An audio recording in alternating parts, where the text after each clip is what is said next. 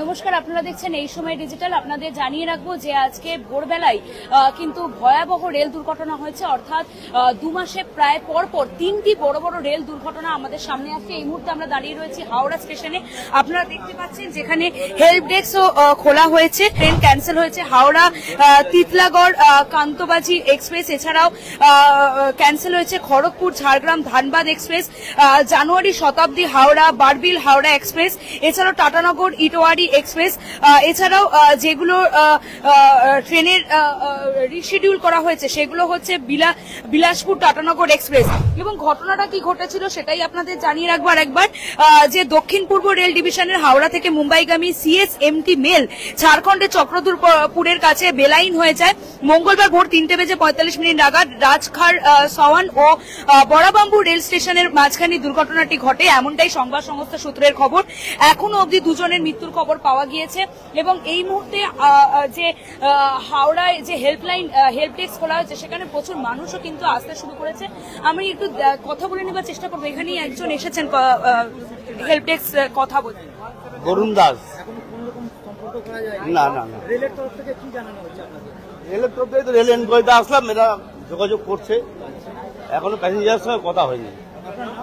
আমার নাম গৌরাঙ্গ দাস। কি হয়েছে? একটা রেলে অ্যাক্সিডেন্ট হয়েছে, সেই অ্যাক্সিডেন্ট যে ট্রেনে হয়েছে ওই ট্রেনে আমার দাদা ছিল, মানে আছে দাদা। দাদার সঙ্গে কোনো যোগাযোগ করতে পারছি না। দাদার ডিটেলসটা দিলাম, টিকিটের ডিটেলস দিলাম, ট্রেনের নাম্বার দিলাম, সিট নাম্বার দিলাম, কোচ নাম্বার দিলাম। এখন ওনারা জানাচ্ছে বলছে। এখনো জানতে পেরেছেন দাদা কিরকম আছে? হ্যাঁ, না না। দাদা কোথায় যাচ্ছিল? বোম্বাই। চিকিৎসার জন্য? না না, ব্যবসার কাজে। এই ধরনের ট্রেন দুর্ঘটনার জন্য যথেষ্টই কিন্তু আতঙ্কিত হচ্ছেন সাধারণ নিত্যযাত্রীরা। এর আত্মীয় স্বজন কিরকম রয়েছে তার জন্য কিন্তু এই মুহূর্তে হাওড়ার যে হেল্প ডেস্ক চালু করা হয়েছে সেখানেও বহু মানুষ আসতে শুরু করেছে। আপনাদের দেখানোর চেষ্টা করছি আর একবার যে বহু ট্রেন কিন্তু ক্যান্সেল হয়েছে।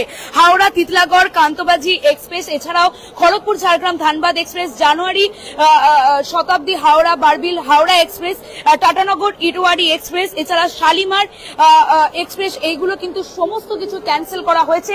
এছাড়াও রিশিডিউল করা হয়েছে একাধিক এক্সপ্রেস, যেরকম বিলাসপুর টাটানগর এক্সপ্রেস থেকে শুরু করে একাধিক। এবং আপনারা দেখতে পাচ্ছেন প্রচুর পরিমাণে মানুষের কিন্তু ভিড়, তারা কিন্তু হাওড়া স্টেশনে আসছেন এবং যে হেল্প ডেস্ক চালু করা হয়েছে সেখানে এসে তারা তাদের আত্মীয় স্বজনের খোঁজ নিচ্ছেন। এবং এমন একটি ট্রেনের দুর্ঘটনা হয়েছে যেটা মুম্বাইগামী ছিল।